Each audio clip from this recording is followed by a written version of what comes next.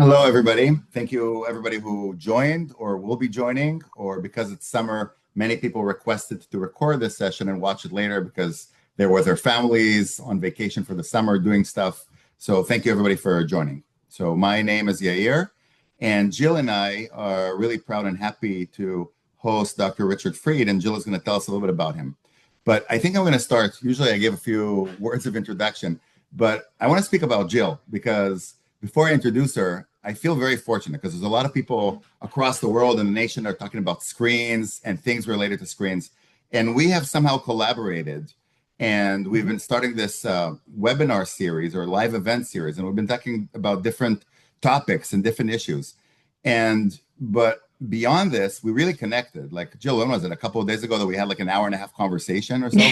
Yep. Like in the nighttime. I think we both have, it's not only for us about screens, it's we have kids, both of us have two kids who are in elementary age. And the more that we're learning about it is that we are thinking not only about screens, but issues related generally to parenthood and parents and things that we have discovered. We come from different backgrounds. I am a physician and I educate medical students and fellows and residents, internal medicine, cardiology, and Jill is a teacher with a ton of experience. But, what we think about when we initially started is about screens and how education technology is basically harmful in so many ways, and there is no evidence. And we've been talking about social media and about phones. But I think one of the things that we talked about a couple of days when we spoke about this is the opposite, meaning not the harms per se of the screens for our children when our kids are on computer games, like Rich is going to speak about, or on the education technology, but it takes up precious time. Our kids, maybe they're awake 12 hours a day. And out of that day, how many hours the screens are grabbing their attention? And basically when they're on their screens, their imagination and their creativity, it's kind of like really a waste of a huge opportunity because kids, I remember for myself, when you don't do anything, you actually do so much. You think, you play, you create. This power of boredom is something amazing. And in fact, Jill and I will talk about it in when is it? In the beginning of August. We have a webinar or a special event specifically about that. But so that's my little introduction for today. And I'm really happy to introduce Jill, my friend. Jill Anderson is a current classroom teacher, and she's a parent. She's a community organizer. She has done so much in her community. And she's a founder of Mindful Tech Lessons. She has over 20 years of teaching experience. She has a background in educational psychology. She's super passionate about supporting families and educators navigating technology in ways that really help shape and protect childhood and support healthy development and meaningful learning. And her work and perspective has been featured everywhere: the New York Times, the Washington Post, Hetchinger Report, and she's testified in front of the Vermont House Commerce Committee on Education Technology. But she really is, more than anything, a passionate teacher who really supports this mission. So, Jill, thank you. It's good to see you. Thank you. So I have a little rescue beagle here who's in a little bit of a barking mood, so I apologize, but that's real life, right? So I'm really excited to introduce Dr. Richard Fried, who I have known about his work for quite some time when I read A Wired Child a long time ago. And it's been really great to connect with him. He is a psychologist and an author whose work highlights how Silicon Valley uses powerful psychological tools and addictive sciences of persuasive design in social media, video games, and online videos to hook kids, capture their attention, reshape their behavior, and pull them away from real life. His most recent book is Better Than Real Life, and it's behind me, behind Richard. And it's a great book, and it's one of those books I think you can keep going back to. I had read this when it first came out, and then I wanted to reread it to prepare for today, and I had a completely different lens this time than last time, and I do think it's a book that you can use as a resource and keep revisiting. His work has been featured in a lot of major outlets such as the New York Times, the Wall Street Journal. He serves on advisory boards for a lot of different organizations, including the Screen Action Network. And I will say say that I've known about his work for a while, but we did have the opportunity in April, I believe that was April, to meet in real life, and it was wonderful. And I hope that the next time you're on the East Coast, you come visit again. But for when you can't meet in real life, this is a wonderful, wonderful time, a way to connect with people. And we're so excited that you've given up your time to talk to us about your book and your work. And so my first question for you is just if you could tell us a little bit about how you got into this focus of persuasive design and these addictive sciences as your work as a psychologist. Jill and Yair, firstly, I just want to say it. You guys are amazing. Everything you say is right. You guys are both a force to be reckoned with. Thank you for doing all you do. Um, I got started a long time ago. I'm a clinical psychologist. Shortly after, this is how old I am and how long I've been doing this. Shortly after 2000, I'm working with a girl about 10 or 11, and girls did not cut on themselves in 2001 or 2 when they were 10. But this girl was. And what had happened was, I'm discovering this at the time, that she was hooked on MySpace. That's how, like, using that, and her parents were convinced that that's what she should be doing. It was so much fun for her. She was living with all these peers and her community online at the expense of her family. She got a, as we see today, like she was one of the first like canary in the coal mine. We should have known what was happening, and that really got me started of going down a rabbit hole, or just understanding that kids in my practice, girls that are depressed and cutting, it's because, and it's exploded because they're on social media. Boys because they are angry and put holes through the wall. And these smart kids fail out of school. That's because of video games. And everybody's like looking around like, oh, what could it be? Look to see what they're doing 8 to 10 hours a day. Absolutely. And we feel that a lot of the media attention lately has been on the smartphones and then social media, and that's great. But I do feel that there's sort of a missing piece with talking about gaming, which could affect all children, but seems to be a little bit more of a magnet to boys. And I was wondering if you could explain a little bit about why today's games are different than the games that a lot of us grew up with, and why it's not like we're comparing the same type of video games when we talk about a lot of the modern games. Sure. I think what we're finding is, and I think Jonathan Haidt found this when, he's writing The Anxious Generation, and it's really focused on social media. And then subsequent to that, he's kind of, after the book's published, he's kind of, you look at his public comments and he's kind of saying, oh, now I'm realizing these anxious, depressed girls potentially when they're 30 grow out of that and get jobs. And it's actually boys who are failing to launch and not going to college or not moving forward with their lives. Now, Height is actually saying, I think boys are more affected. So I think it's time that we wake up and realize, okay, social media and smartphones, let's focus on that. But boys are so much more affected by, and my mom's a big feminist. If I was speaking out of turn and saying like unfair gender stuff, my mom would come over and whack me with an umbrella. But like, no, girls are really, by and large, much more affected by social media, and boys video games. And what happened with video games in the free to play environment of Fortnite and Roblox, it's all about bringing in the highest levels of the main person, the main scientist who put together Fortnite. Fortnite is Dr. Celia Hodent. She has a PhD in psychology. She was the lead UX designer on Fortnite. That means user experience. She's not there now. She's left Epic Games. She's left Fortnite. And she kind of says, if you look at what she kind of says, I believe she's saying, I'm sorry. Look what I helped build and what I made. And I wish she'd be more forthcoming about what she has helped create. But essentially, you look at her and the words that she's describing, like, I'm going to use fixed interval rewards to lure players back in the game. I'm going to go after their brain. Like, this has nothing to do with a game. This is essentially a cycle. Fortnite, Roblox, these are not games. They are psychological conditioning chambers using the most advanced levels of behavioral science to hook kids, addict kids, and make sure they never do anything else in their lives.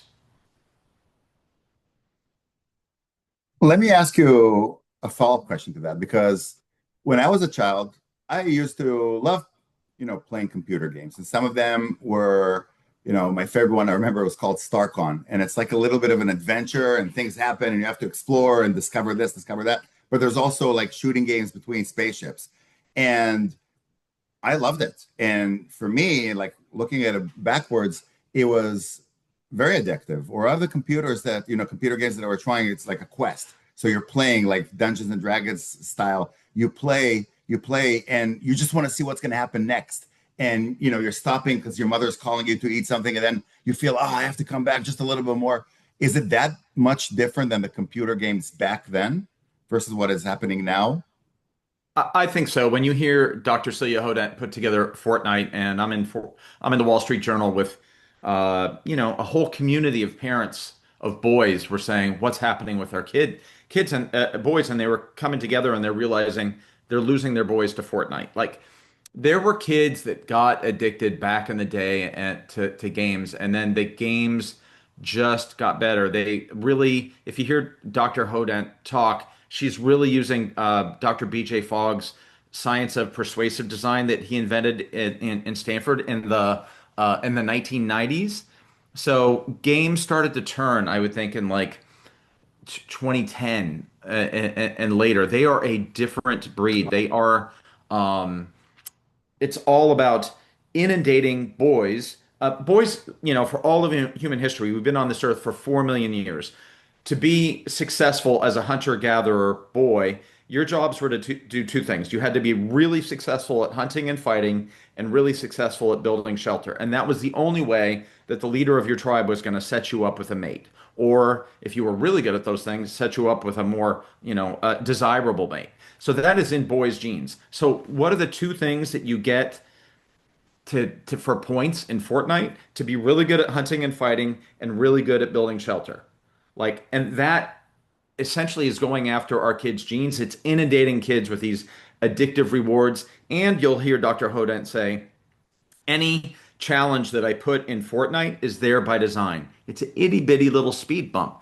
It's not the real world where you fall off a bike and you skin your knee. It's not the real world where you think you're smart and you fail a test. Like it's a ton of rewards for very little effort, and that's the essence of persuasive design. That hacks the human brain. And boys, you just hear boys like they're just, I don't want to go outside. I don't want to sweat. Oh my God, it's too hot. It's raining. It's whatever. I can't do that. All I have to do though for Fortnite is just roll over in bed and inundate myself with these rewards that make me feel like I'm genetically successful, like I'm the man, like this is what I'm supposed to be doing on this earth to be genetically successful. And that's what robs our boys' lives away. So I want to ask a follow-up question, which is not exactly related to computer games, but I really want to hear your opinion as a psychologist and somebody who's been so interested in this, in the role of fathers, of dads. And the reason that I'm interested in this is that if you look around, and of course it's not all, but most of the people who are deeply involved in this whole movement of smartphones and wait until eighth, and a lot of them are mothers. Like for example, the incredible Pennsylvania organization called PA Unplugged with Kelly and with Alex and Kristen and with Katie. The five of them are incredible fighting mothers, and Jill and people from SFC who are actually hosting this, and Laura and so many people. We don't see as much involvement of dads in related to the computer games and the fact that the boys are so inundated, like you said, so involved and invested in these computers. It's so hard for them to disconnect. What do you suggest, or what do you recommend to fathers to do, or your advice when you're sitting with a dad who their boys are on this computers nonstop, computer games? What are your thoughts about dads' involvement in all of this movement? I think I think dads are waking up. I think dads have been on the sideline for a long time. I see what you do. My talks have been I've been doing this for a long time. My talks have been filled with an audience, oftentimes of moms, and they just say to a person, "I sure wish my husband were here." I think things are changing. When I was back in New York, And I got to meet Jill and able to It talk was at like it. half dads, half moms. It was amazing, right? It was, Yeah, yeah, dads are, it's starting to shift more. and they're not being dragged there by their wives. They're like, I see myself. And I think what dads are seeing, they're seeing in their own community. You cannot miss, like, these dads have this idea that my son's going to grow up and do all this stuff. And I think, okay, maybe he's gaming when he's 10, but like by the time he's 17 and 18, he and I are going to be out there doing the stuff that we're going to do yard work, or we're going to go to car shows, or and my son's going to start showing signs of what you need to be a man and grow up. They don't do that today. And dads are really seeing that themselves. They're seeing their sons not grow up, and so they're seeing their daughters get or daughters in their community. It's not just their sons, but they're in their own community seeing what's happening, and they're also seeing, well, what's happening to girls, and so that's that part. They're seeing that, but I think you don't know how many dads in my practice are mourning the fact they may never really be able to have the role that they always envision. Like, oh, mom, you take care of the kids when they're young, and then they get a little bit older, we're going to be doing dad stuff. That doesn't happen if kids are really game addicted or really stuck on a social media. I don't want to go with my dad. I don't want to do anything. It's like torture. All right, I'll go with you, but I'm going to be miserable. I'm going to be on my phone the whole time. Dads are starting to see that. Like, this is robbing me of my important role of being a father. Like, I can't stand for that. What can I do different to raise my kid? I totally agree. I see like a lot of dads that like maybe grew up playing sports and that's a big thing to them, and then their kids are just like less. And it's not that a child's going to necessarily want to do exactly what their parent did, but there's just less of a desire to do that. I notice a different in the conversation. Like so many kids now can't really talk about anything other than like right now, I would say there was a bunch of years where Minecraft was everything. That's still there. But Roblox has really like, oh my goodness. Like, I mean, it got to the point where there was like a group of kids calling another group of kids like the Roblox kids because it was known that they actually couldn't really talk about anything other than Roblox. Everything was like and it's funny because my child has never played Roblox, but he knows the word to every single Italian brain rot song from that video game by hearing it because that's how often it's talked about, right? And then there's the merchandise and the books and the like even book fairs, you'll find like all these books about it. And I think what I'm really concerned about is that these games don't end like the way we grew up and you would get to the higher level and it would end. And so in your book you do focus a lot about like specific persuasive design elements that like make the game like so addicting. And I was wondering if you could talk a little bit about that. I know you touched on he's not a doctor, Fogg, right? He is Who he is a he's oh, a he is a psychologist. doctor. Okay. He's a psychologist, Dr. I will Fogg. yes, and he kind of started, it's funny, I'm reading Dopamine Kids now, and she also talks a little bit about his work and how like that like she compared it a lot to casinos and gambling and how like that technology was used now on like phones and apps and video games. And I'm also curious about your opinion on all of the gaming apps that are on smartphones and their similarities with like because I think sometimes people are still thinking of video games as like a separate system in the living room, but like now people can be playing video games everywhere in a way more involved way than like the Game Boy I grew up with or something, which was like black and white and same thing. Like it, there was no online play. So I was wondering if you could like, I don't know if people realize just how different the games are with all of these features that are in them and how like they're not designed by game makers. They're designed by doctors. Yeah.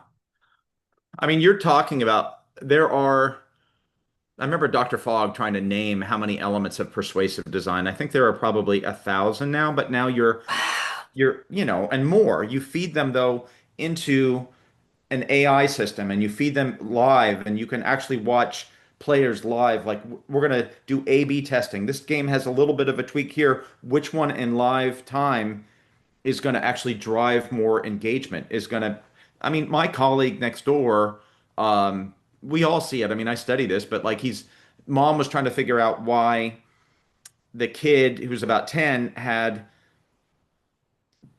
10, 15 water bottles that are half filled with a yellow liquid in his room. Like Oh, don't tell me. like boys don't get up to go pee. They just sit there and they some kids will just urinate on themselves. A lot of kids will do that when they're young. When they get a little bit older, maybe they have the wherewithal to actually pee in a bottle, but these are so addictive. Um, and there are 1,000, but just understand behind the screen, as Tristan Harris says from the Social Dilemma, like there are 1,000 people behind that screen. Yari, like that did not exist. There were when you were younger, there were not 1,000 people in live right now going, what knobs can we turn to make sure that this is going to happen? And I think what you see is for all of human history, there would be a cohort of boys and young men that would be all aimed at status and trying to rank themselves to see who could be the best hunter-gatherer, who could be the best athlete, who could be all this, because that meant everything. And now that whole group, that cohort status for so many boys, and we're losing a generation of young men. They are not they're all failing to launch, or a lot of them are, but they're all status by the time you're in first or second grade is who is the better, cooler video game player rather than actually doing something that's productive. And so boys are, I think, conditioned to like work in this cohort to group to say like who's going to be outrank you and do all this. And then so that's what's happening to this whole group of boys online. And then there's the whole people will name, oh, that they're addictive and that they've got their problems. But then somebody will always, today, like so many people undermine that by saying there's positives about gaming. You'll see this in lead publications. They'll say, well, this is where our boys connect. That makes no sense. It's addictive. Yeah. 60% of college admissions are women now. Boys are like so many are being like are pushing their moms and putting fists through a wall and not moving forward. Oh, but like and so that's where they connect. That's where boys connect. That's like saying that, the smoking section in high school when I was a kid, that was the great place for that's boys connect there. Girls connect on we don't make that argument anymore, I think, about social media. Like this is a great place for that's what they used to say about girls connecting on social media. This is a great place. Yeah, we realized it's irresponsible to talk about positives when the overall effect of this technology is extraordinarily negative. That's where we need to be with video games. Like there are positives, and then the whole like, oh, like great, it's a great, neat place for you to connect. Yeah, the whole group of boys is doing that at the expense of them learning the skills that they need to become a man. Like that's not a I've positive. also heard of kids that don't want to have play dates anymore or get-togethers or hangouts or whatever the word is now because they would rather just go home and play each other on video games than spending time together, which is, they're not even playing in the same room a lot of times now because it's like they'd rather be in their own home like setup with like the chair and the big screen and so I've been hearing a lot about that. So some parents have tried to say like, okay, well, when we have get-togethers, we won't allow video games, and now in a way, it's almost inadvertently making the kids want to all go back to their own homes so they can play the video games against each other from home. Yeah, I mean, we're maybe getting ahead of ourselves, but like Mm. Jonathan Haidt's really stepped forward, done an amazing job with respect to let's push back the age when um, essentially girls get social media because that's really, but Yeah. all kids, but that really helps girls. Let's push back the age when girls get smartphones. I think Haidt is realizing this, but like all those sort of norms, those don't protect boys. And now Haidt's saying, boys are actually more hurt. So yeah, we need to start talking about pushing back the age when kids get video game players and smartphones is going to help them too, but and start playing video games. Those are just they're going to sink their teeth into kids, and then again, we're so much pushed by myths like, oh, your kids are going to learn cognitive skills. Um, if you really look at the data, what video games teach boys to do really well is to play better video games, to be a better video game player. They'll even throw out this thing called it improves attention. It doesn't improve self-control, the kind of really helpful determination, Angela Duckworth, grit that it takes to actually succeed in school. What video games do is when you're playing a video game, some little shooter guy is going to pop up in a corner. If you're a big time gamer, you're going to notice that you're going to have kind of this visual attention, but that visual attention doesn't that actually probably hurts you in a classroom setting. You're actually here supposed to be focusing on this teacher, and you're looking around like you're in a sort of a video game or a wartime setup, looking for all this little stuff. No, you're supposed to be focusing on the teacher. So the whole video games have learning benefits is also really one big deception. Or like, oh, it's going to help you have much better like response time. Yeah, like it's going to go from 0.0015 to 0.001. Like that does not help. Oh, why don't we actually look that it's destroying boys' ability to do well in school?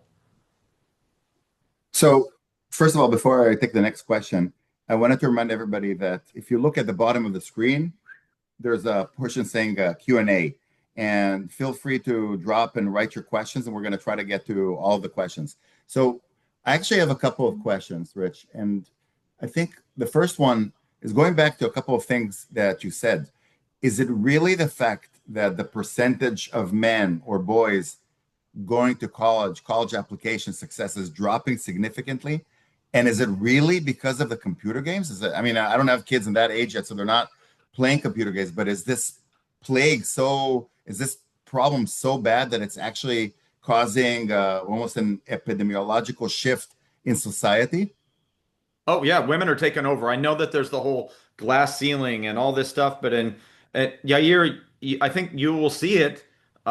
Medical students, my guess is they're women now a lot, and attorneys, like all these professions are being filled by women, and 60%, it's 61%, or 60 or 59% of college students are women. And yes, everybody's like unable to actually name video games. They're like, oh, we're looking around and maybe school has changed. No, school hasn't changed. Like for a distractible boy like me, it was really hard in second grade to sit there and do the academic work and all that stuff. School's really essentially been, I think there's a lot of video game apologists who are trying to look for anything and everything. But if we actually look at real good research, I think it's JAMA Pediatrics said screens hurt kids in school, but it's not every screen. They said video games hurt kids' academic performance more than other screen technologies. There's a lot of evidence that video games hurt self-control, and that is so much a determinant for boys to be able to sit and get through stuff. And it just straight up hurts academics. We know that. But everybody's afraid to say it because they're not able to stand up to like what we call a normal childhood today. And back to the other thing that you were saying, you're saying that basically behind all these computer games, there are 1,000 analysts and there's AI that are basically analyzing patterns and trying to determine everything in a way as a test to determine what is more addictive and will capture more kids into this. So it kind of reminded me that and I don't love social media, I kind of use it to promote these type of events, but I'm an addict myself. I mean, often when I go to bed, I'm like, I'll just watch a couple of reels that pop up. But as I watch them, I know that it's learning me. Like if I'm watching something specific about, I don't know, squirrels, jump, whatever thing, and I'm watching it, then I'm going to get more. I mean, recently I was seeing this, I was fascinated about this animal called honey badger, which apparently is like the bravest animal in the world. It's unbelievable. This small and attacks. So I started watching this like 1-2 minutes, and then a few minutes later I got another one. And now it's like all about freaking honey badgers and animals. So it's basically the AI of the system is learning me on the spot, nonstop to see what I'm interested in, if I'm 2 seconds or 7 seconds. So you're saying that this is happening on a mass scale for kids who are playing online. They're always like the creator of the They're watching, like big systems are watching kids play and they're doing A/B testing. Like, let's try this version of wow. the game. And like, and they're doing that live. And then you see Bill Fulton, who has been a games designer in the past. He started Microsoft's games user research. Like, you think these are not games. These are psychological conditioning chambers. Bill Fulton has graduate training in psychology. Most of these guys do, or they're straight up brain scientists, or they're AI scientists. But those are the people that are really building the games. But Bill Fulton started Microsoft's Games User Research Group, and he says in a publication that was not intended for parents. He said, "My job is to take essentially, my job is to take every single activity, hobby, pastime that a person has and replace it with my game." Like, essentially, and I think he uses the word voluntary, like, and what are the voluntary activities that we want for a boy? We want them like, oh, play sports, sure, but also to actually loving your mom and loving your dad. Those are not just given. That's like voluntary. If you actually, I'm a psychologist, and I realized quickly that every single little thing that my kids did starting at about 2 was voluntary. You can't make, you can perhaps try to pick your kid up, but you're trying to bring them along. If they are fighting you and they have like games in their head all the time and all that, they won't be, they lose their love, their attachment. So many kids just truly disengage. Kids love their games, and this is a sign of addiction, but they love their games far more than their parents. A lot of boys in my practice, that doesn't happen to but like they could care less about their mom or dad or their grandma or this or that or going. All they care about is their game. Like, it is truly addictive. It's how can that happen? It's a game. It's the same as like we're talking about. It's essentially the same, Jill, as you said, is a Las Vegas. How can a person get addicted to a slot machine? Yeah, a lot of guys do, and they lose their house and their wife and their life to that, and that's a grown adult. How about a boy starting at age 6 with this stuff? Yes, and what you bring me actually to another point that I want to say is I want to be clear that like we don't know what we don't know. And when we know, we can grow and change. So for example, if we grew up playing video games and we feel like we're efficient, adults that have jobs and it didn't impact us, we might think we could do the same thing with our kids now, not realizing the games have changed. But there's also a huge issue with who's giving us guidance. And you talk a lot about this in your book, and I think it's really important. I think people are starting to realize about common sense media, but I still would love you to touch on that because you will find guides on that platform about how to play these games safely. But also like the American Academy of Pediatrics. And I want to saying that I absolutely love my pediatrician, and you can be a part of an organization that has partnerships with other organizations that change their views, but that doesn't mean every member agrees. So whether that's the National PTA, whether that's the AAP, so I want to have that disclaimer before you get into this part because I think it's really fascinating. Yeah, it's really sad. Like the people, the all these companies, these gaming companies, social media companies, they knew who these key change agents were, and they looked out into the future and they essentially bought them off, or they somehow like connected with them in a financial sort of way. So you're right, Common Sense Media. When I'm in the Wall Street Journal, this group of parents had like a Common Sense Media rep come and talk at their school, and Common Sense Media has been funded by Zuckerberg. They're funded, I think, by Best Buy. They're funded by Disney. They're essentially like a PR organ. I know they have this wonderful facade that says we're here and we're promising to help you, but they are really industry PR. And they sent a representative to the school, and that representative just talked up the positives of video games. And the Wall Street Journal was clear that that was a disconnect from parents, and they started leaving early. Like, this is not helpful to us, a woman said. Like, they recognize that, and so many other people like. And then it's okay. So Common Sense Media, also the Digital Wellness Lab run by Michael Rich is just funded by everybody. Like, it's like a Las Vegas trade show. I think TikTok, Roblox actually, and you see Michael Rich, who runs the Digital Wellness Lab, like push Roblox. And like I mean, I'm not an attorney, but I think these organizations could get sued. Jill, are you safe? Give your Beagle a big hug for us, but like I'm hoping you're You're, safe there. Jill, you're also on mute. Um, I apologize. This is my little rescue dog, and sometimes she has moments where she needs a little extra TLC, and this is I one of appreciate that. Thank you for doing that. them.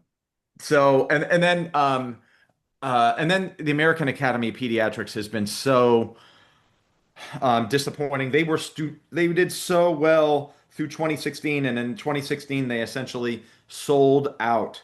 Like they changed it's they still have like this science-based group. Like the American Academy of Pediatrics is a wonderful organization. I trust my kids generally to pediatricians. Thank you to pediatricians for all you have done. They have their science-based organization or their science-based element of that studies child obesity will name screen time as a risk factor for child obesity, which is really killing a generation of kids as they become adults, especially kids of color. Okay, but then we have all of a sudden we have the media group that's led now by Dr. Megan Moreno, who's been funded by Facebook. You can't do that, American Academy of Pediatrics. That's so embarrassing and it's unethical. And I think American Academy of Pediatrics could get sued for this because the American Academy of by kids by like class action groups saying my kids this the whole nation's becoming is struggling with obesity because the American Academy of Pediatrics, their media group, has screen guidelines saying screen time's not really all that important. Your I science-based. totally agree with you. And my first child was born in 2016, and I remember the updated guidelines, and I was thinking it didn't make sense. So I have a background, and I'll be honest, my thesis actually was on the decline of outdoor play and the increase in video games, and this was in 2005. So I've always been aware of video games being an issue for different reasons. But then when those recommendations came out and they weren't obviously focused on just video games, I started to think, huh. And as you know, it's only gotten worse. But I think it's important because there are school districts now that are citing the AAP and Common Sense Media as examples of why they're making policies a certain way of what parents should do and shouldn't. And every family has to do what's best for them, of course, and their child. But when we're getting information from I always make a joke like I'm a public school teacher and I don't get paid any more or less if I'm teaching from a device or a book or like you have to look at like why are these people connected to certain other organizations and what does that say for the guidance they're given, and that's why a lot of people will say and like when I do my workshops I make it clear like I don't accept any funding from any tech companies, like because it's if you do like you kind of are a little bit biased. Yeah, I don't know how the American Academy of Pediatrics can stand itself. Like I said, I think it's at risk legally.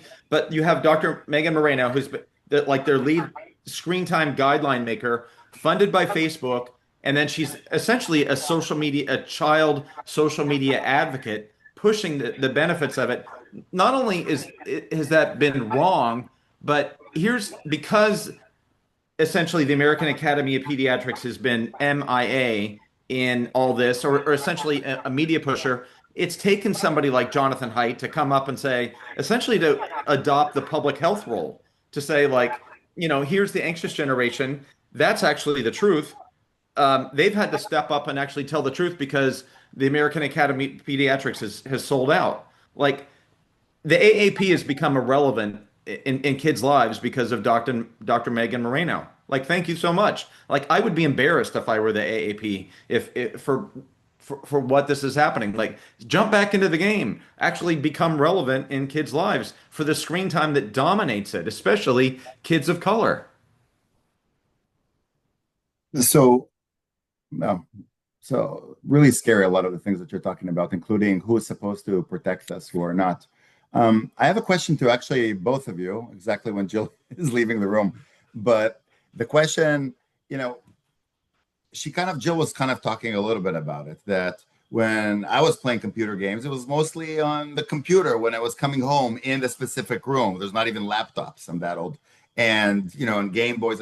But now, and this is a question also for Jill, what are you hearing from the community of teachers in elementary and middle schools? Because from what I hear in our school district, a lot of the children are playing computer games, and I don't know what, but they are playing computer games during the class. They have a way that on the education technology on the Chromebooks, they're like, control shift or something to move to a different screen when the teacher's not. And they're so addicted, they're actually playing computers during the class or in recess. And even they download stuff and they play it on the bus back home. So Jill, are you hearing a lot of this from your fellow teachers? Yes, not so much in the elementary school, but I'm hearing it a lot with the middle and high school teachers and parents that are upset with the things that their children have been able to access. Sort of like imitation websites that are mimicking like Roblox or some of these other common games. But I would also say that it's also just like them getting off task and switching to another tab and finding like the older kids actually are able to change like VPs and figure out ways to get around whatever security's on the devices. But I also think elementary teachers have a place to grow in this. So we talk a lot about like gamified learning when it comes to like a lot of these ed tech platforms. And I'll be honest, I always thought there was a different lens when it was educational versus a regular video game. But once I started to learn more and see it, I was very much a tech enthusiastic person when I started teaching. I saw that it was doing more harm than good, and that I was like, why are these kids playing a math game one-on-one on a device when they can just learn a math game and play it together? Because I've also heard parents say like, oh, well, they're playing so many video games at home that they don't know how to respond to any other type of learning other than that, which to me is a little bit like saying, someone's really addicted to this drug, so let's just keep giving them the drug and isn't really fixing the problem. So I did it. I went analog this year as a teacher, with the exception of state tests and a few of the benchmark assessments and typing, which is a specific tech skill. And I thought it was a really, really successful year and a lot less distractions, a lot less me monitoring the kids. And I'm going to continue to go that way. And that doesn't mean I don't teach about tech. There's a difference between education and access. But I do think a lot of ed tech has mimicked video games because they think that's what the kids are into. Jill, you're such a leader in this. Your voice is so strong and you're so Thank you. compelling. I've seen you talk. So keep doing what you're doing. You're so amazing. Thank you. And you've So got Rich, you have your mindful tech lessons, right? You do a little bit of this. Like how does that work? Yeah, I started with just doing workshops for parents because I could tell they didn't really know about the harm of the video games at home and kids staying up too late, not getting enough sleep. As you know, that's like a major problem is if they're not even going to the bathroom, they're certainly not sleeping. And then I started doing some teacher courses in PD as well with just I taught for 20 years, so I remember what it was like teaching before, so it's been easier to go back. And I couldn't really go back if I had started teaching during the pandemic. And so I do feel for some of the newer teachers, they might not know how to teach without a touch screen or Wi-Fi. And so even just something as simple as brain breaks, all being gamified, activities on the smartboard. So I try to just incorporate some ways of kind of like going back to the basics with what we used to do. But I think what's interesting is the kids learn, like I'm a big believer in community, so I have parents come in and teach the kids things. So I had a yoga instructor parent this year. She came in and taught the kids yoga. I had a dad who loved chess. He came in and taught every single kid in my class knows how to play chess because this dad came, and then we have a few kids that can be a leader and they teach the rest. So during centers, I'll be with a group will play chess. Like there's a lot of real life great things you can do that aren't, on a device. Like my headphones went home this year. No, we didn't even open them.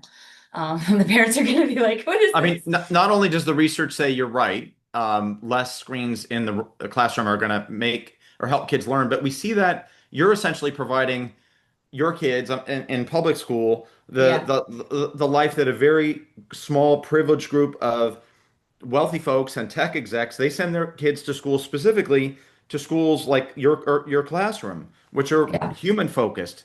Because what happens is, oh, let's gamify kids all the way through. My younger daughter is in college, and she just says, like, there is a classroom of kids that literally teachers are going, you can't talk, and Yeah.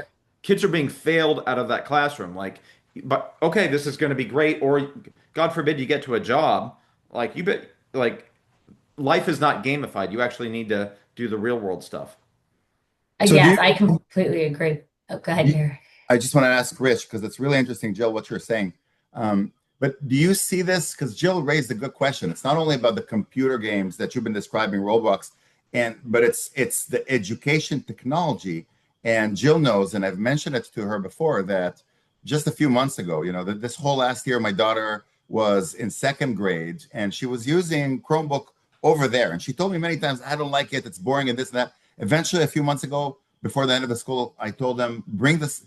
I asked the principal, they said no at first, but the superintendent gave me permission to bring the computer, and I was horrified to see the iReady, for example, like the amount of games and how many prizes she gets and stuff like. And she told me about. She showed me other computer games, and everything is about you know is about. Sorry, there's a big bug here. There's everything. It's not a dog, but it's a bug, and everything is related to games and prizes. And even when I was trying to teach my kids, my two kids, second language. I even bought an iPad. This is like 2 years ago, and I brought like Duolingo and other apps. And in a few hours, I noticed how like I'm not doing it. I disappeared because they're like more, more, more, and they're like they want to see the little balloons or whatever popping in the flies and all the prizes. Do you link this together, Rich? Like all the elaborate computer games that you're describing versus all the everywhere it's gamification of education technology. Gamification is essentially extrinsic rewards, external motivators. We're going to give you balloons and prizes and things and stars that have nothing to do with solving the math problem. That's a huge problem because you are robbing kids.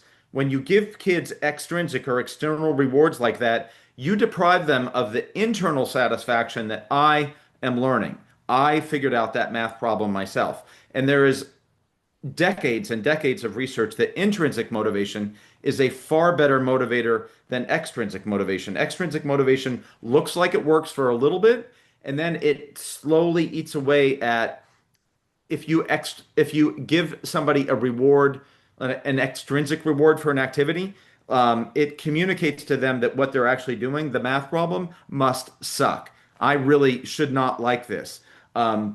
So it looks like it works great, but over time it robs kids of a desire to actually do well in school. And like I was not a great student when I was younger. I'm a distracted kid. It took me a long time to sort of start to learn that school actually, if I try hard, well, that's kind of interesting. I can actually do okay. And I remember telling myself, like, I'm gonna actually let's try in this class. Like, so I was developing intrinsic motivation as a busy, distractible boy. All boys need that chance, and that's by limiting their amount of video games. I think pushing back the age that they get them, and then Jill's going to know what more about this than I am, but really addressing ed tech in schools. Like this is crazy.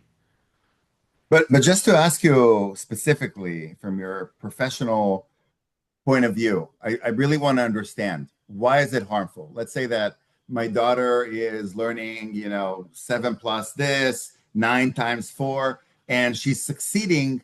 And she said, yes, great. You're up to the second level or the next level, and you could do more complicated things. And then it's like 14 times 7, whatever, things that are more complicated. And it's giving her like, yes, good for you. You're getting a balloon or a prize. Tell me again, because maybe I didn't understand.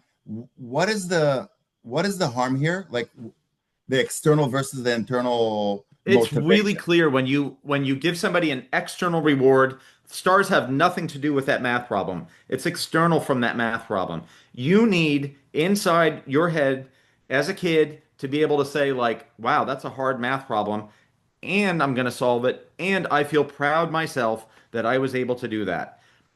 If you're being communicated that you're actually starting to look for that star itself, it's really telling you that the actual task is not important. The task is bad for you. And so you have and somebody says like, or people have said like the rest of the world is not gamified. If you come out like if you get to a job, no one and a lot of employers are finding this, I think, with these newer new hires, but like we don't give you a star every time. We expect you to go work independently, get that done, be driven, have self-control. If you don't have that stuff, you're going to fail at your job. So this is fascinating and scary. Um, I wanted to ask the first question of Jordan, which is only 6 words in his question, but I think I want to elaborate a little bit more. How do we get them off? So going back to the children and the computer games, the complicated, the Yeah, the Roblox. video games and smartphone app games. Exactly. So the question is, and maybe I want to, if you can address it to the different population, because I think your answer of how to get them off may be different for me, a parent who have kids who haven't started yet, maybe 6 years old or seven, versus kids who are, middle school and already starting this, versus kids who, like you described before, are nonstop and they love their computer games more than anything else in life. How do we, like, you have described so well the problem, but what are the potential solutions for us, the parents? And the solutions once kids get in, it depends on the kid. It depends on how old they are. It depends on how much probably genetic propensity they have towards addiction. It depends on their if they're likely to be violent. So it is easier to, and that's why Height and all of us are working to push back the age when kids get smartphones and kids get social media. And I think we should change that up to video games.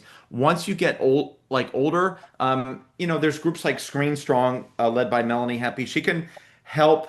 There's a community of parents that sort of help walk you through and support this. It is hard, and potentially get support if I was talking in New York when I was back at Jill at a different place, but a mom of a 16-year-old came up to me and said, "If I limit my boy's video games, he's going to hurt me." She came up and told me that, and she was not lying. She's right. Well, It, and so we need to understand this, okay, and we're going to do our best to address this. There might be counselors that can help. There's communities like Screen Strong. What can we do to talk with other parents? Some kids, if they're young, we can go on a vacation and we can put all this stuff away, and we had a great time, and then we came back and we can say we had such a great time. We're gonna keep this up. We're gonna put this away.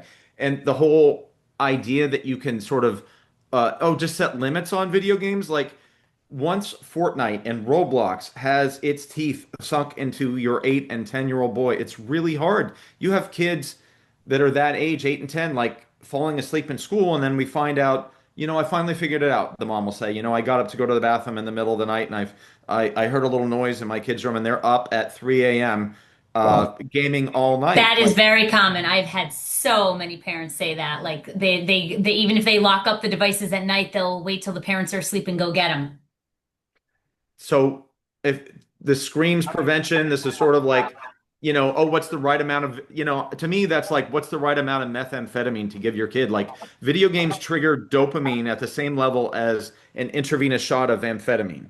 Like, and that's an old school, crappy video game. It's not Fortnite. I bet you that's closer to like methamphetamine today, or just like it's stronger than amphetamine. Like, these are really powerful things. So I am working with kids to do my best to help them gain insight and if your kid's truly addicted, that the first thing that's robbed is insight. Like, you can't talk sense into your kids. So what you're doing is you are doing your best as a family to put your phones away and not have if dad's sitting there gaming away, your son's going to be doing the same.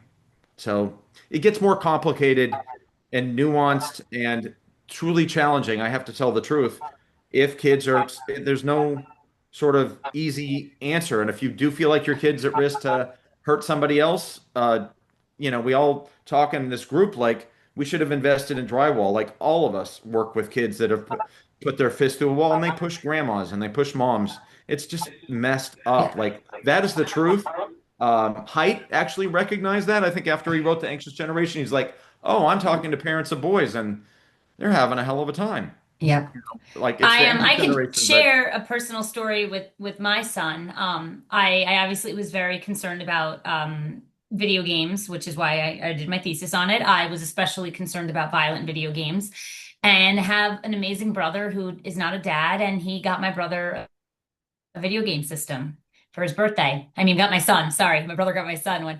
And that was a little bit of a hard moment for me because what was I going to do? So, first of all, I would never give these things as gifts because it's much harder to take away a gift than if something belongs to the household or the parents. And you want to know, I followed every rule. And I think the rules are that it is set time limits in a shared space, never alone in a bedroom. I didn't do any live chats. I did nonviolent games and I did everything by the book.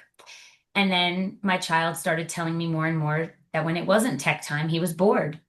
And then he stopped wanting to play soccer, which he loved. And then he stopped wanting to read, which he loved. And then the third red flag for me was we were having a party. And this is, I was quoted about this story in the Washington Post piece. And we had a party, we had all these friends over, and my son didn't want to stop playing the game when everyone else stopped to play with all these kids that were at our house for a party. And that for me, I was like, I don't need any more red flags. That's it. I got rid of it. I said, it's gone. It's gone forever. It has been gone forever. It will be gone forever. I know not every parent is feeling that they can do that, but I do it so much as a teacher. So I want you to know my experience with these types of things is hundreds and hundreds of children. And yeah, it was harder, but the truth was because we played only on weekends, it was only 2 weeks. I only had 2 weeks of pushback. And then my kid went back to wanting to play soccer. He went back to reading. He went back to playing with his friends. And here's the best thing. I have never heard my children say they're bored except for those 2 weeks. I actually would like them to be bored. I think being bored is great. They don't know how to be bored because they just find something to do because there's no other option. And so they might disappear and they're in the backyard now into gardening or they're coloring or they're like, they just make and do things. And I don't think people realize that that is an option. When something is not an option, everything else is.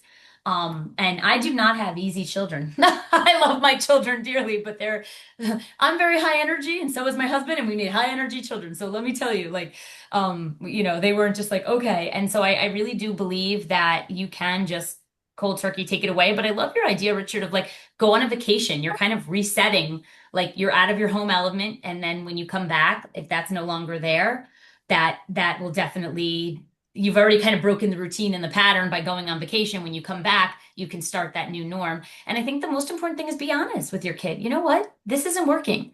You are teaching your child a life skill that you can learn something and pivot. I am not exercising and I go to the doctor and I'm having some sort of a medical issue. I'm going to start exercising or eating differently. That is a life skill. When something's not working, you change. So I don't believe it's ever too late to change.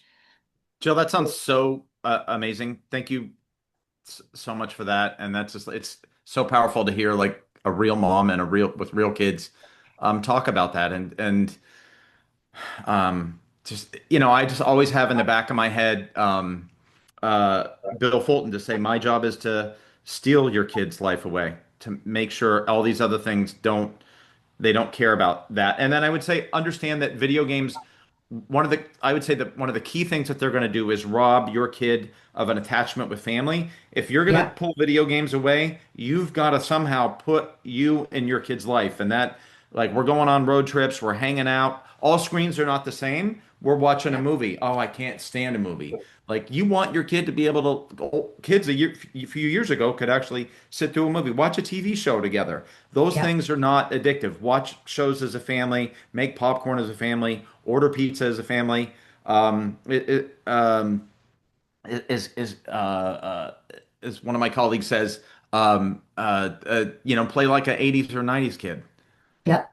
Can you So. speak a little about any differences with neurodivergent children or children that have autism? Because we did have somebody speak about how they have a 9-year-old high functioning a child with autism, and I was just wondering if you feel there's any other avenues or tips or anything that could help with that. I think it's really and I think it's Kaylin Carr who is my colleague, has played like an 80s or 90s kid. But like I think there were some people who seem like they're the best friend of a parent of a neurodivergent kid said, yeah, video games are great. They fall right into it. Yeah, and like one of the oldest studies in pediatrics, the biggest journal in kids, says this is old school. Before they knew what video game addiction was, somebody said kids on the spectrum and kids with ADHD are more likely to get game addicted. Um, so we video games are they yeah, they seem like a godsend when um, your kid's struggling with other activities, but holy cow, do we need your kid that's neurodivergent to be struggling with the real world and learning how to do the real world? It sounds so great, oh, they're gonna find their community. Like my practice is filled with 21 and 22-year-old young men, potentially some on the spectrum, who have found their community and they're going to live in, we don't have basements here in California. I used to live in Kansas. They're living in a back room and they will be with that community 24/7, not with your family, not going to look for a job. They're underemployed or not employed. So I think there's been this false promise that this is where they're going to succeed. Yeah, but understand these are conditioning chambers that are controlling your kid. They're not a game for fun. And if I could add one more resource, I had the privilege of seeing Temple Grandin speak a few months ago, and she is an incredible person. If you don't know her, you know of her work about a more humane. She is a person with autism. She identifies herself as being autistic, and she came up with a more humane way for cows to go in. To be slaughtered, and because she has a completely different kind of mind and can see things differently. And so she wrote an incredible book that I highly recommend. Actually, I recommend it for everyone, and it's going to be my Mindful Tech August book. I do books that I suggest every month. It's called Different Kinds of Minds. It's by Temple Grandin. It is a guide to your brain. I actually have it on my nightstand right now. I could get it because I've been reading it with my child because it's so interesting. There's a quiz in it to see what kind of a thinker you are, if you're a verbal or a visual thinker. She makes it really clear that not everybody that thinks like her has autism or ADHD, but it is one of those books where as a teacher, I'm like, wow, this is helping me understand all the different kinds of thinking. As a child with autism or ADHD, I would read it and know like I'm going to do incredible things because I look and see the world differently. And I highly recommend her book. She has an adult version too, but this one it's for young adults. But I think that my child's 9 and he's really fascinated by it. And I highly recommend that because I think it will just put things in another perspective. And one of the most powerful parts for me is she says that video gaming is especially problematic for children that are on the autism spectrum, and that she's afraid that if she had the ability and access to video games when she was young, she wouldn't be where she is now. So that is somebody who really is in that Why situation. is she saying this? Like, did she explain why she feels that children with autism are more Two sensitive? things. Yeah. Number one, they get more, almost more sucked in and more addictive to it because of the fact that they might have some issues like socially with connecting with others. And number two, and this I love, she wants schools to go back to being hands-on. And she's saying that like the best thing you can do is have your kid playing in a junkyard or playing with a bunch of materials. And it's really fascinating because she's saying the worst thing that happened to schools is when they got rid of home ec and they got rid of shop class, and that hands-on learning is what and exposure to different things is what really helps you grow and develop. And I have to say I really agree. And I do think there are still schools that have those classes. I hope so. I think the high-end schools that are way beyond my ability to put my kids in who went to public school. But yeah, when they talk about we have the best tech, they don't mean like kids sit in front of a screen during the day. They're sitting in front of a 12-to-1 student ratio talking to a teacher, but they do have the ability to go have an amazing 3D printer that they can go to that class and make this. Yes. So there you go. Yeah, they can make their own board games and then use the 3D printer to make the game pieces. It's not like I totally agree. And also there was another question also about ADHD kids, if you had anything to add And shout for out to that. Temple. She's just right. Oh, So. she's the best. I can't recommend that book enough. And like I said, it's really fascinating, I think, for all educators and for children and young adults.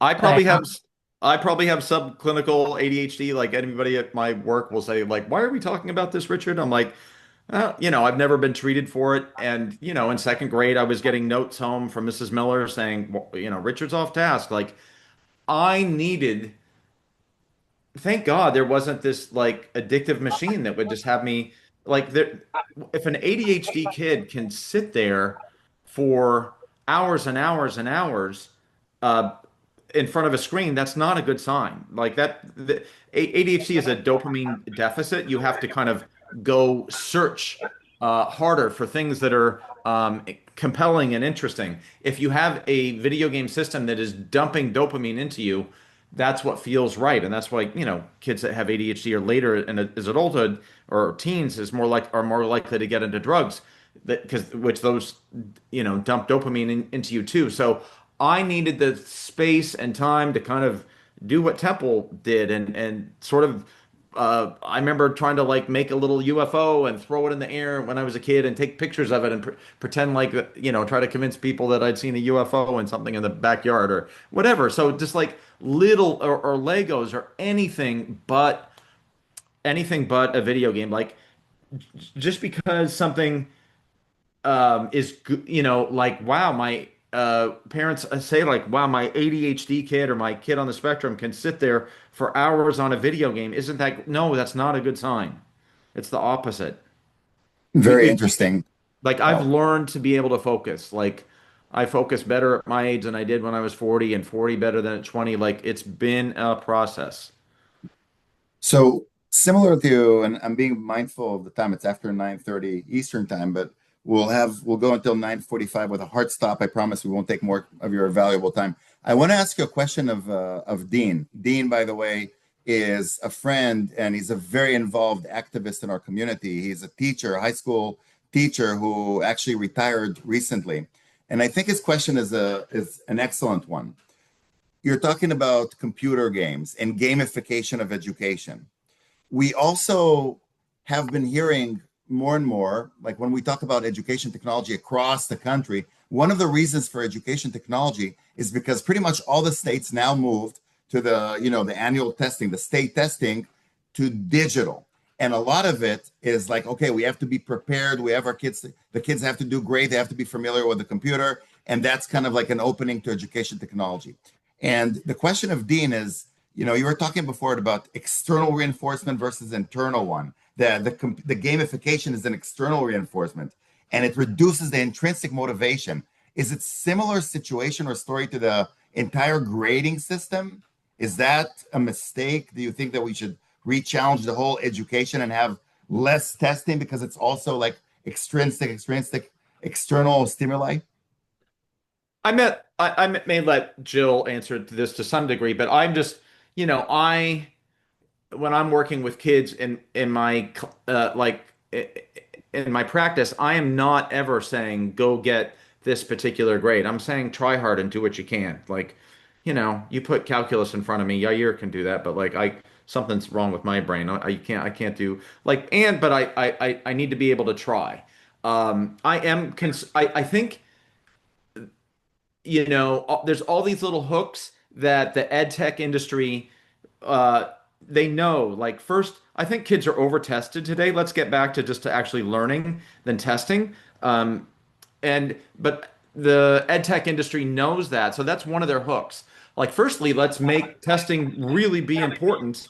Um, and therefore, and kids are learning on a screen. It's therefore one of 100 ed tech excuses why your kids therefore should be learning on a screen. That's a mistake. I think Emily Churkin, who's really amazing at this, at ed tech and understanding all this, she will help us understand that. I think she has to, have teach the kids to take that little test or whatever by pushing a little button. They can do that, but the rest of the learning, and maybe we shouldn't give so much testing in the first place, but the rest of the learning, let's actually learn rather than stare at a screen.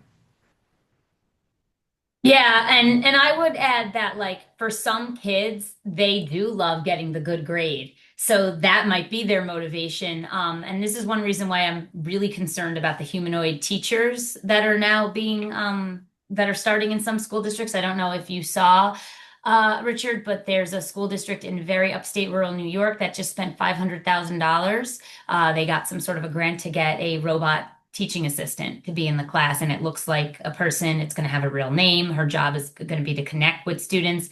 And one of the reasons I think students work so hard when they have a great connection with their teacher or their parents is they want to make their parents proud. They want to make their teacher proud. It feels really good when someone is proud of you. And so that's another type of reward, is that feeling of like, you were helping me and you saw me struggle and I got it and you're really proud of me. That I don't think a robot teacher is going to help. And I don't know, I think I've seen Terminator too many times. I don't I don't like where this is going. So I'm definitely concerned about that. And then I just found out today, I can't believe this, that apparently one of the companies making these humanoid teachers is like a sex toy manufacturer. And that's where these robots started. I just can't believe this is the world we live in right now. Sorry. That's so disturbing to me. Like, what it essentially means is, and kids are going to connect with that robot at the expense Yes. of their teacher, and it's going to teach them to connect with Yeah. robots, and it's going to teach them that screens and objects are more important than their family. And Yes. robots and AI will never ever care whether your kids live or die. No, exactly. And I think that connection is so important. But I do think that there's a way to have grading so that there's some sort of a benchmark and parents know how their kids are doing and kids know how they're doing without making that everything.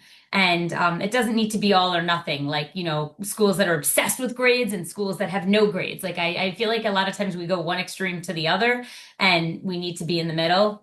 And I say that not talking about ed tech because I do not think it is a pendulum. As my really good friend Danny said, it is not a pendulum, Jill. It is a course correction because we are not going back eventually, right? And I loved his perspective on that because he's right. Some things get course corrected and we don't go back, right? Like there was a smoking section at my high school. That doesn't exist anymore. We're not going back to that, right? So. But I wanted to ask before we close out if there was anything else that you felt like we didn't touch on. We were focusing more on gaming and dads this time, but like I know you have so many other things that you talk about in your work that we didn't even get close to. I highly recommend the book. Like I said, I've read it multiple times and keep getting new things out of it. I think we want to just understand what is important. We're sold today that oh, it's just normal that once your kid hits about 8 or 10 or 11, that their community is online, that's who they're supposed to connect with. That is a big, fat, giant lie. Yeah. If you ever look at Asian, Latino, Italian history, it's all dominated by family. Your Yeah. family's got your back. And if we actually look at science today, science will rank like they'll put all these kids' lives, and that's kids and teens, into like what's most important to protect them from being depressed and suicidal. Number one is family. Even if your kid's 17, if your kid's living in a Yep. back room on a device when they're Yep. 17 and connecting with their group, they're in trouble. That's not normal. That is a life sold to Yeah. you by Mark Zuckerberg and all the people he pays to say is right. So I would say fight like crazy when you see just sometimes I'll be out and I'll see a mom and daughter, and the daughter's 15 and mom and daughter are walking with like Italian old school, like with their arms interlocked. Like No. that's what it's supposed to be. If you have a Yeah. 15-year-old daughter, if you got a 16-year-old boy, like he should be with family. He should be out doing chores and his life, and the family can mean, your parents, your grandparents, but it doesn't mean that online community that doesn't care whether you ever go to college or get a job. Yep. And I want to just say one other thing. You mentioned Melanie Hempy, who I love, and there was a point where we got rid of video gaming, but I was thinking of maybe letting my son do Minecraft on a computer that we watched because that was different in building, and she very persuasively talked me out of it. And every time, I cannot say enough times how grateful I am because I just feel like I dodged a huge bullet by not even getting involved in that world. And my son is building things, but now he's like building things out of real materials, which I think is really cool. Because we need, like Temple Grandin says, she makes a joke. She says, you know why elevators and escalators are always broken? Because nobody knows how to fix them. Uh, Bill Gates owned a lot of Microsoft. Um, you can look at he did not want his kids playing video games. Nope. Like, and he has three successful kids. Bill's got his own issues, but whatever Bill and Melinda were doing back in the day, That like it their success is due to limiting screens and including video games. And Rich, I wanted to say, because we're going to finish, but I wanted to say something about what you said a minute ago about the importance of families and community. And this is where I have a little bit of knowledge, maybe even more than you, because I am a cardiologist and I work in the hospital. So I work with a lot of old people, a lot of old people. And for me, one of my favorite things to do, and I'm telling you, I do this at least once a week, is if I find somebody who is an old person and is like sharp and communicative, and it looks so much younger. And I always play this game. I'm asking, so what's your secret? And I really mean it. I want to learn from the older people who age and they look happy and relaxed in their mid 90s. And I can tell you that there's a lot of, I've tried many things, and this is anecdotal, but I'm telling you, I've asked hundreds of people. And so many times it is related to the community, to the rich community life that we have had, the love that we have with our church members or the family. It doesn't have to be necessarily family organic, but the community in person, talking, holding hands, looking into the eyes. It's something so beautiful. And I do think that part of the problem with the screens, it is robbing us from the time to actually do these beautiful things with being with the community members. But anyway, listen, I promised 9:45, it's 9:46. So this has been an incredible session as always, Richard. And Jill, you are incredible. And I've enjoyed this session so much. And I wanted to thank all the people so many people stayed until the end and, night. And, I just love it. And I feel that I've learned so much. So thank you, Richard. Thank you, Jill, as always. Yeah, and mention how you'll have all these videos posted for anyone who couldn't make it. I'll have the videos posted. Yes. Yes. Yes. And I'm blessed to be here. Thank you. You guys are both so amazing and amazing people and amazing at what you do. Thank you thank so you, much. everybody. Thank you. And keep in touch, okay? Have a good night, everybody. Thank you. Have a good night.